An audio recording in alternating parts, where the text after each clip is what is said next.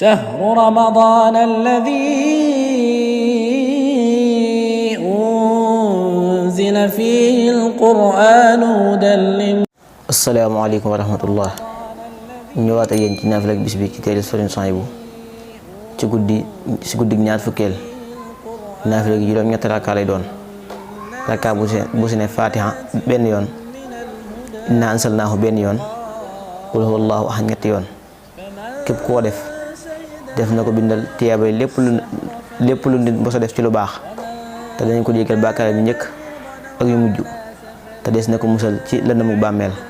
te yonent bi sallallahu alayhi wa sallam lay ànd ak dugg àjjana insha allah. dañ jox dig daje ba suba. رمضان الذي أنزل فيه القرآن هدى للناس وبينات من الهدى والفرقان